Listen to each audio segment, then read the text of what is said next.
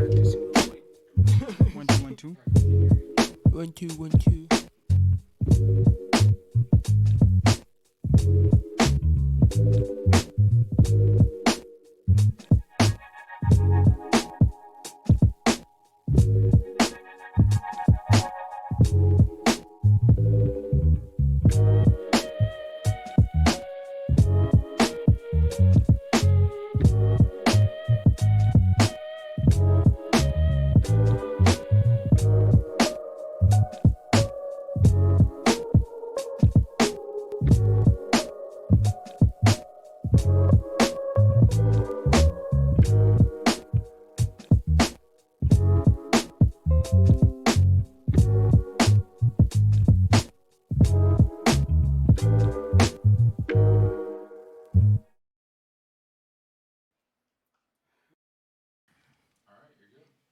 All right.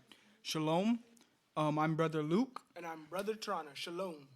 and we're going to be talking about evil communications today. Yep.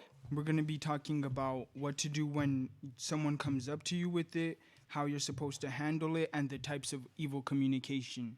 Yes. All right. So we're going to start off with 1 Corinthians 15:33 to set the tone of what evil communication can do to someone. All right. This is the book of 1 Corinthians, chapter 15, verse 33. Be not deceived. Evil communications corrupt good manners. This is saying evil communication can corrupt someone of good manner.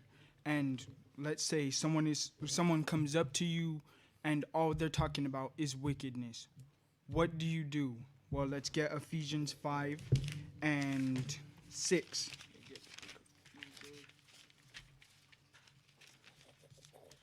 Let me get there real quick. Book of Ephesians. Why am I taking right there? Bam. Ephesians chapter 5 and verse 6, right? Yep. All right. This is right here. The book of Ephesians chapter 5 and verse 6. Let no man deceive you with vain words. Wait. What? Let no man deceive you with vain words. What does vain mean? Well, vain, the archaic definition for vain means senseless or foolish. Go ahead. For because of these things cometh the wrath of God upon the children of disobedience. So he's saying don't be deceived by foolish talking. And if you do fall into it,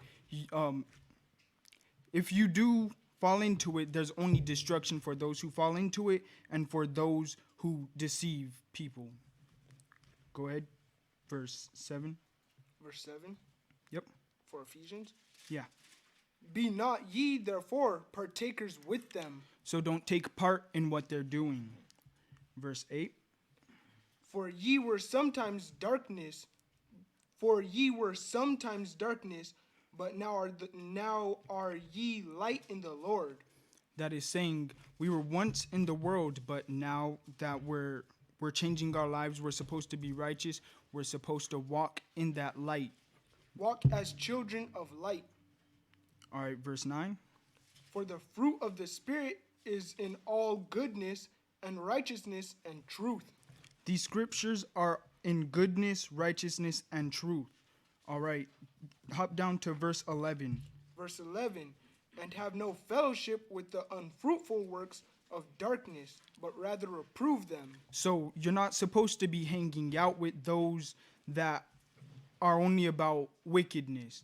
But what you're supposed to do, you're supposed to reprove them. And to reprove someone is to correct them with kind intent.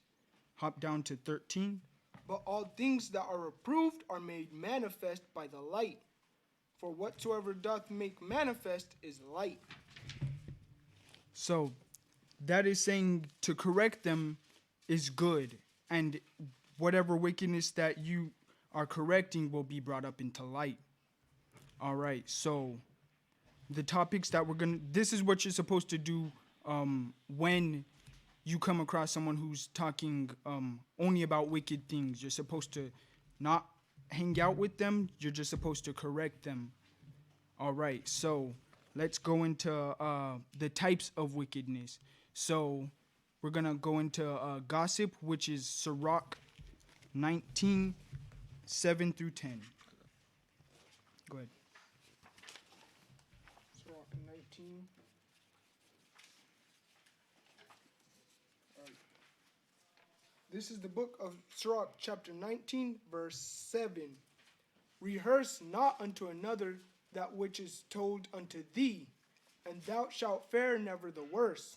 So that is saying you're not supposed to take part or act upon what what anyone is telling you because you don't know if it's true, and because it might not be factual. And to back that up, let's go into Proverbs 12 and 22. This is the book of Proverbs, chapter 12, and verse 22. And it reads, lying lips are abomination to the Lord, but they that deal truly are his delight. So, because you don't know what they're saying is true or not, it's if they're talking about someone else, it's always best to assume the worst case scenario. Don't take hearing to what they're saying as fact. Go ahead, hop back to Sirach 19, 19 and 8. 19 and 8. whether it be friend or foe. So, whether it be friend or foe, which means anyone, whether it be anyone. Talk not of other men's lives, and if thou canst without offense, reveal them not. So that is saying, if you can't, don't talk about anyone else, because if you can't say anything good about them, just don't say anything at all. Go to verse 9. For he heard, observe thee, and when time cometh, he will hate thee. So that is saying, if the guy or anyone who you might have been talking about, if he catches wind of it, then he will hate you. Okay. And to back that one up, let's hop into Sirach 21 and 28. I was just gonna bring up one thing. So when somebody brings a rumor to you, as far as like, oh, this person's this. One thing I like to do is like, how do you know that? Well, what evidence do you have?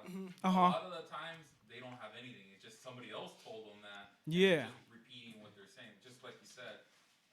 So anytime a good practice is, what's your evidence? Yeah. That should be your first thing. If you're gonna bring an accusation, where's the proof? Yeah. That's all praises. And you said chapter 21, verse 28. 28. Mhm. Yeah. A whisperer defileth his own soul, and is hated wheresoever he dwelleth. So that is saying a talebearer, a whisperer, whoever is telling all of these things will be known and will be hated wherever he goes. So what's a good way to avoid being the person who's on the receiving end of this rumor? Go back to Sirach 19 and 10. 19 and 10. If thou hast heard a word, let it die with thee, and be bold. It will not burst thee. So whenever someone comes up to you and tells you something about someone else, just don't pay any mind to it. Just, you heard it, hold it to yourself. Even if it's something that is juicy, hold it in. All right. And for someone who is if you're the person that's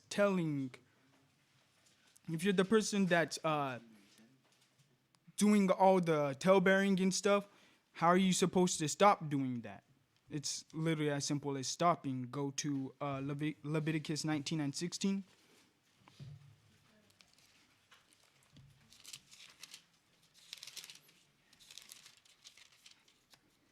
I'm getting there right.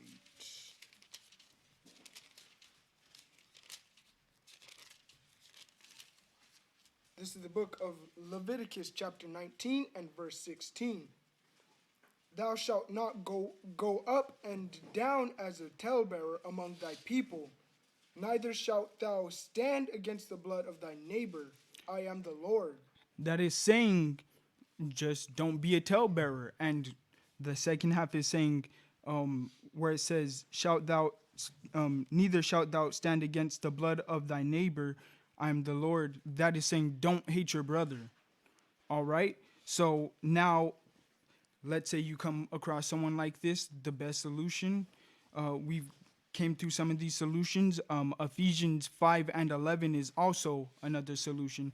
You're to stay away from them, but correct them. Let me bring it up again. No, you're good. All right. So then, all right. Another type of evil communication is through seduction, and we're gonna first get to that in Proverbs 12 and 26. All right, Proverbs.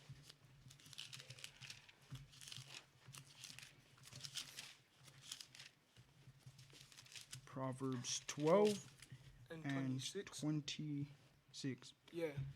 The righteous is more excellent than his neighbor, but the way of the wicked seduceth them. So the first part, the righteous is more excellent than his neighbor. This part's gonna be a little off topic. If someone's telling you, "Hey, you think you're better than me," you don't think that. You just tell them. The scriptures say the righteous is more excellent than his neighbor. The righteous does the commandment.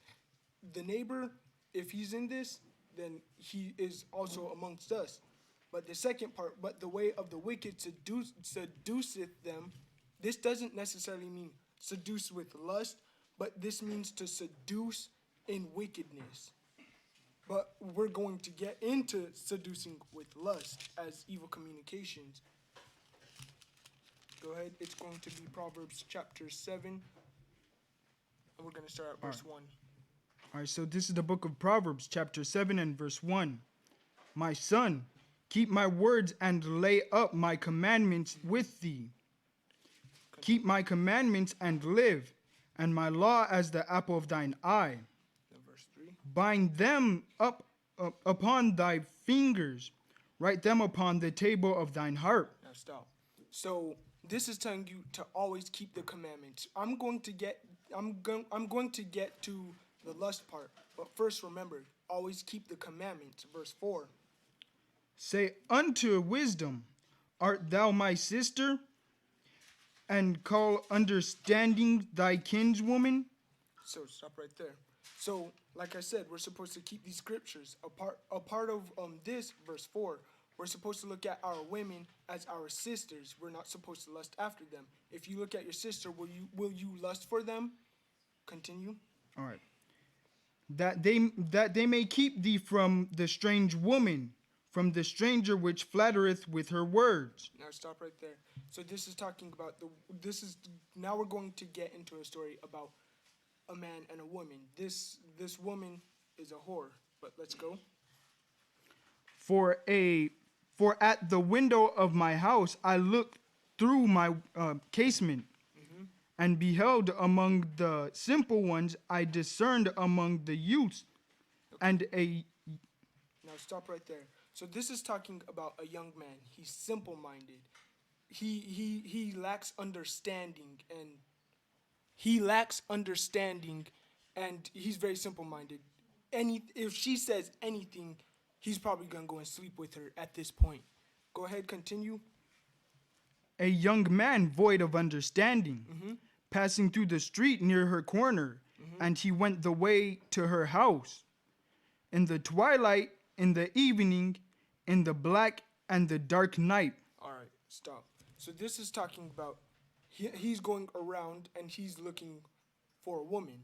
This woman is staying out in the dark like a whore. She does, and that's essentially what he's doing. He's going to look for a woman. Go ahead, continue. And behold, there met him a woman with an attire of an harlot, Yup. and subtle of heart. Yup. She is loud and stubborn. Her feet abide not in her house. Okay, stop. This is showing you what a harlot is. She doesn't stay at home. She's loud. She's stubborn. She doesn't want to listen to anybody. Continue. She is without. Now she is without. Now in the streets, and lieth in wait at every corner. So she caught him, and kissed him, and with the impudent face said unto him. Now stop right there. What does impudent mean? Does anybody know what impudent means? No? Okay, then I'll just... All right.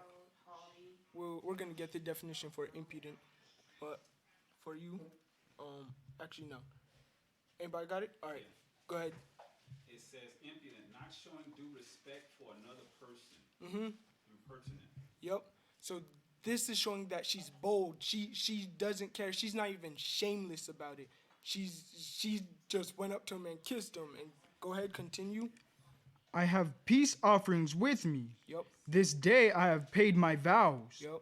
Therefore came I forth to meet thee, diligently to seek thy face, and I have found thee.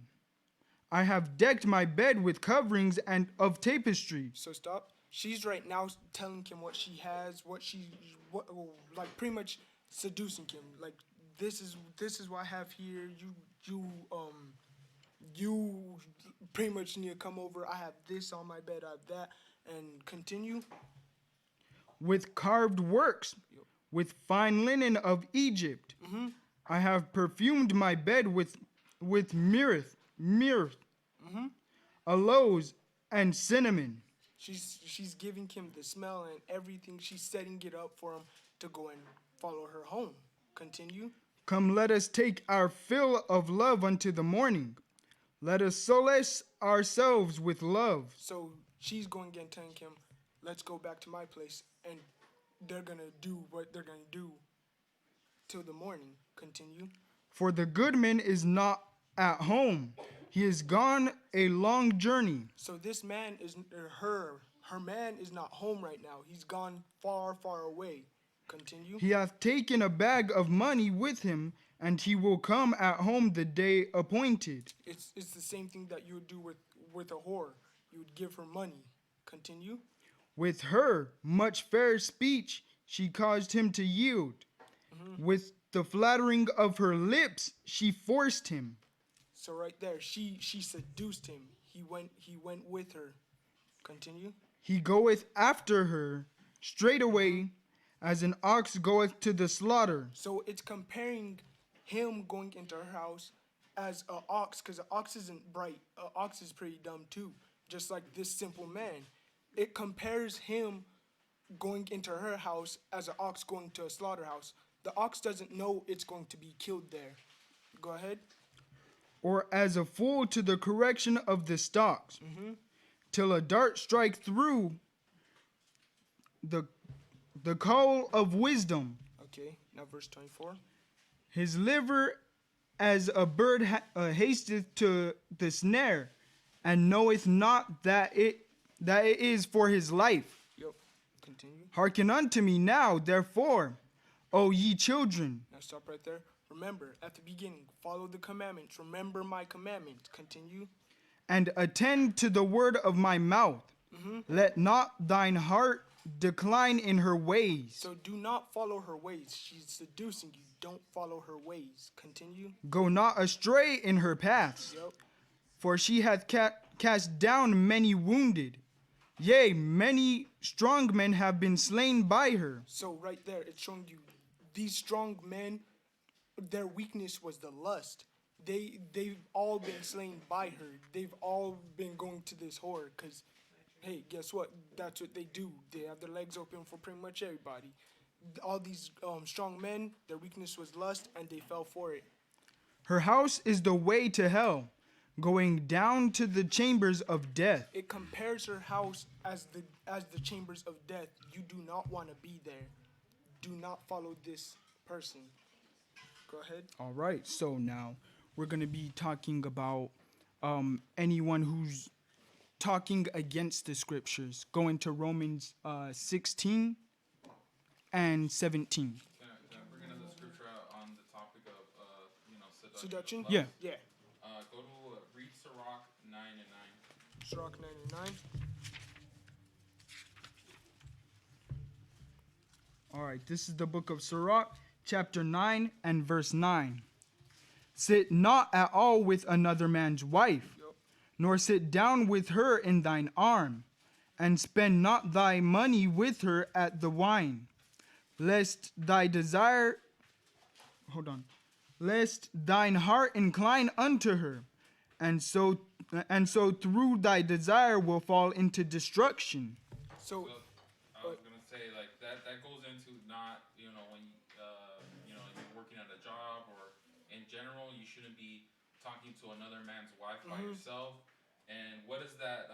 Not spending thy money with her at wine. What is the modern equivalent of that? What Like going Hey, out to drink. Let's go out to. yeah, Let's like, Yeah. let's go to happy hour, Yeah. and then you guys are going out, you know, on Hmm. Yep. on little things, because the scripture tells you what's gonna happen. Yep. You're gonna fall for her, Yeah. and then that happens a lot. How many times? Do you hear about it at Yeah, work? adultery at work. Yeah. Yeah, you see it. You You see see it. it. Yep. see You it, really yeah. do see it. So. just wanted to All share right. All All right, praises. All right. So we're going to be going into Romans 16 and 17 All right. Let me get there. Right about someone who speaks against the scriptures. Okay. This is the book of Romans, chapter 16, verse 17. Now I beseech you, brethren, mark them which cause divisions and offenses contrary to the doctrine which ye have learned, and avoid them. So that is saying to anyone who is going up against the scriptures, remember them and stay away from them. Why? Go ahead, read 18. Verse 18. For they that are such serve not our Lord Jesus Christ, They don't serve, they're not doing it to serve Christ.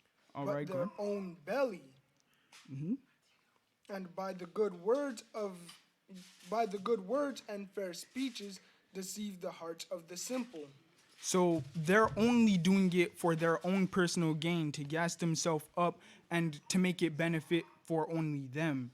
And for the simple-minded will fall for that. That's literally like Creflo Dollar, the whole Christianity thing that goes on. Another good example would be like the doctrine of the Sabbath starting in the morning, because it benefits them. Oh, we get to go and do stuff on a Friday night. And simple-minded people would be like, oh, they said it's all right to go and start the Sabbath on Saturday morning instead of the evening of Friday night. So, like what Ephesians 5 and 6 says, it says to stay away from vain words. To stay away from vain words. Another example of vain words would be like science, when people are saying, oh, the Big Bang happened like 18 billion years ago. All right, let's get science in 1 Timothy 6 and 10. 1 Timothy 6 and 10. This is the book of 1 Timothy chapter 6. Let me get to it. I'm in the wrong book right now. 1 Timothy chapter 6 and verse 10. For the love of money is the root of all evil, which while some covet after, they have erred from the faith. Oh, I meant 1 Timothy 6 and 20. 6 and 20. 6 and 20? All right. You said 6 and 20? Yeah, 1 Timothy 6:20. Okay, I see it's up here. 1 Timothy chapter 6 and verse 20. O Timothy, keep that which is committed to thy trust, avoiding profane and vain babblings and oppositions of science falsely so called.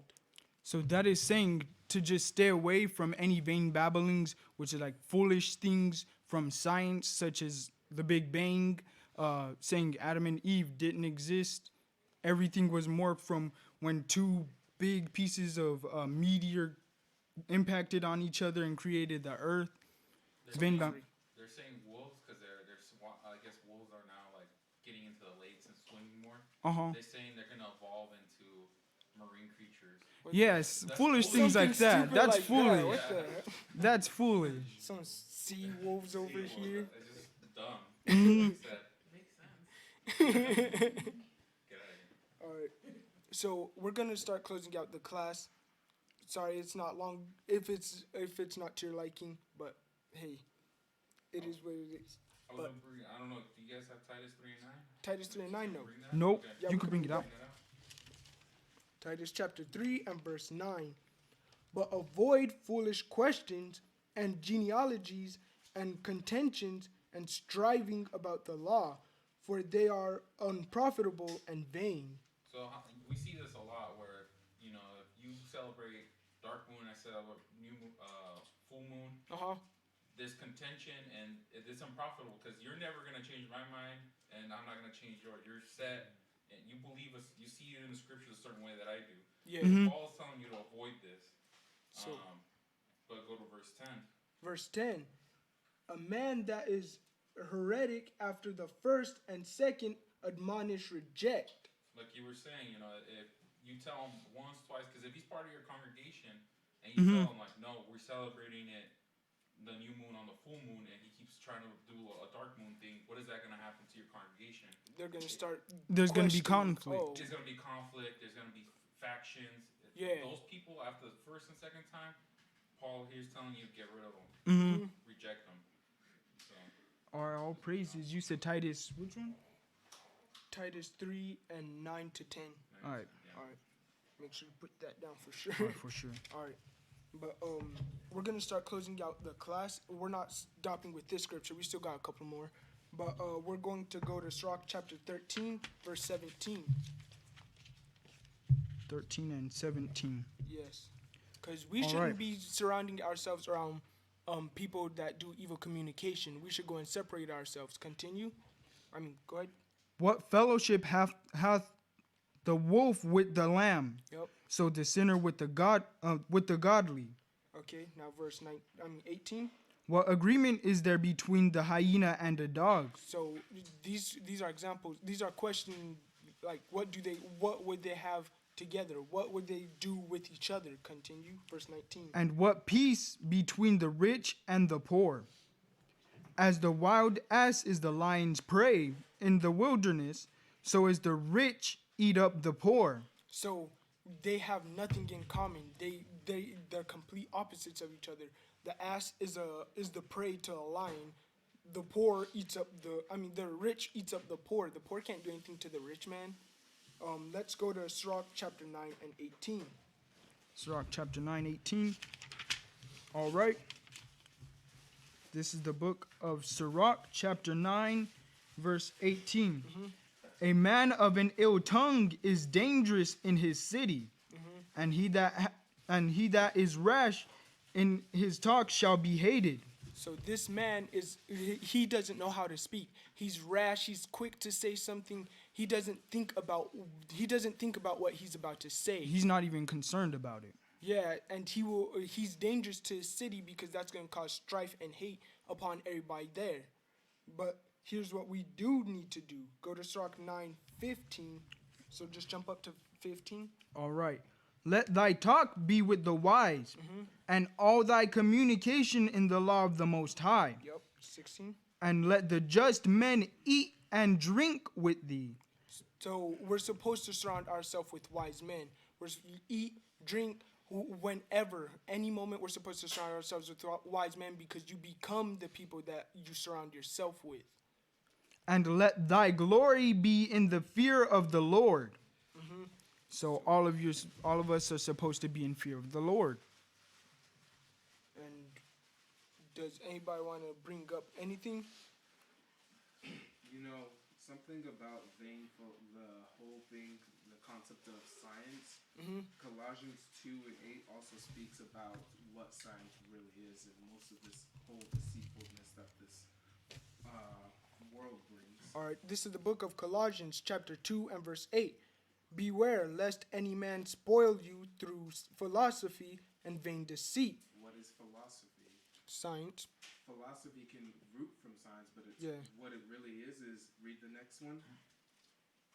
After the traditions of men, after the rudiments of the world, and not after Christ. So it's after the tradition of men, of what we're thinking, but not what comes out of the scripture right here. After the rudiments of the world, meaning after the principalities of this world. Nothing after Christ in these scriptures. So when you think about, different doctrines, science, or anything like that, and specifically, those are all just philosophy and vain deceit by our own imaginations, but nothing coming from these scriptures. That's all I have. All praises. All praises. For I those could use that to. Oh, wait. Go ahead. Get Sirach 13 and 15. Sirach 13 and 15. Sirach 13 and 15. This is the book of Sirach, chapter 13 and verse 15. Every beast loveth his like, and every man loveth his neighbor. All flesh consorteth according to kind, And a man will cleave to his like. So pretty much what you said, if you're hanging around people who are evil and you're trying to be good, guess what? You're gonna get sucked in and be, Become the next evil. evil Yeah. with them. So however, whoever you surround yourself with, that's who you're gonna become. Because your flesh, if you're starting to see you like hanging around people like this, Uh-huh. you need to make a drastic change because that means your flesh You're has becoming Is as tendency them. falling Yeah. back into the evil, yeah. world. So All praises. Anybody else? I don't know if you touch base on Second Thessalonians. 2 Thessalonians chapter 3. Go to 13. Go to 13. To verse 13. All right. But ye brethren, be not weary in well doing. Is that it? 14. Verse 14. And if any man obey not our word by this epistle, So the epistle is talking about the letter. So if any man is not obeying the words that's in the scripts, read. note that man So and you're supposed to note that man. So if this brother is speaking evil, or talking about this brother or that sister talking, you're supposed to note that person. Read. and have no company with him. Paul is telling us not to have no company with that person because eventually you're gonna give into that person's agenda and start doing the same things that person is doing. And that's the same thing like somebody who's keeping God's commandments and somebody who is not. You at school, you gotta be wary of that thing. You gotta notate that thing. Why would you want to have fellowship with somebody who's not keeping the commandments and something was to happen and you're around that person? Then you might be caught up in that judgment or whatever is brought upon that person. You want me to finish it up? Yeah, finish it off. That he may be ashamed. That he may be ashamed. So you leave that person where he's at and move away from that person. So that they have time to think about what they're doing. speaking of that judgment, that happened recently, and I think it was in Bull Heights where this guy, he got shot, and I guess he got mistaken for a gang member. Supposedly he wasn't a gang member, but he was hanging around that kind of type of people element, and he got shot. So I don't know if you got Ecclesiastes 5. Ecclesiastes 5. Yes, and I believe it's verse 4. Ecclesiastes 5 and 4. When thou vowest a vow unto God, Hang on, that's not it. It's 5 and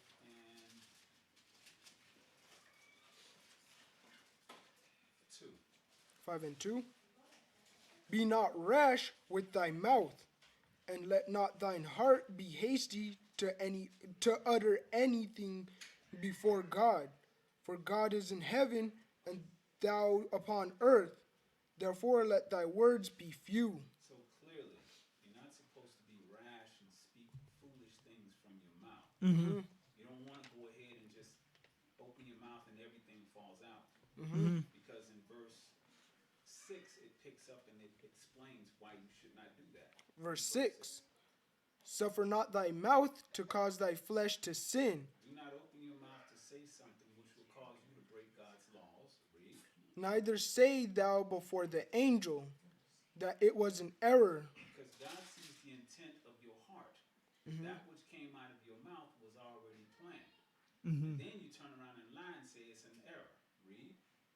Wherefore should God be angry at thy voice? God can be angry because he saw the intent of your heart, and then you spoke your intent, then you turn around and lie and say it's an error.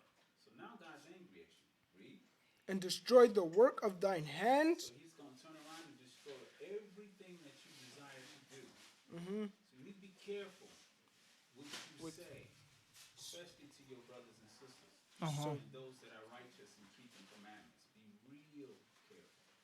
That's all I got. So not to be rash and quick Did I with get your one mouth. more? Yeah, you could get Yep. one more. Okay, I just want to touch back on the murmuring, talking about your brothers and sisters. All right. Go to Exodus chapters. We could just do 16 and 8. You want to do it? Yep. Because when we was in the wilderness, that's what the people was murmuring. Israel was murmuring against Moses and Aaron. Talking all kind of foolishness. Why is he appointed over us and all this other stuff? We could have stayed in Egypt. After they just seen what God done for them. You know, delivering us out of the Pharaoh. Oh. All right, this is the book of Exodus, chapter 16 and verse 8. And Moses said, "This shall be when the Lord shall give you in the evening flesh to eat, and in the morning bread to the full. For that." So Moses is talking to Israel, and he's telling them that that the Lord is going to provide. He's going to give you food, drink, and stuff like that to eat. Read. For that the Lord heareth your murmurings. So the Lord. So when you doing stuff like that, when you talking about your brother and stuff like that, you're doing bad things. You're actually talking to the Most High God. You know, that's who you're talking. That's who you're murmuring against. Read. Which ye murmur against him. And what are we? Your murmurings are not against us, but against the Lord. So that's telling you who your murmur is against. It's against God. So when you talking bad about your brother You're really behind that talking. person back, if you have any type of issue with that brother, you're supposed to go to the scripts and go talk to that brother. You know, or that sister. So that's all I got with the murmuring and stuff like that. All praises. Anyone else? Well, with that, we could close out the class then. It was a pretty short class, but shalom and Most High Christ bless. Shalom and more Saint Christ.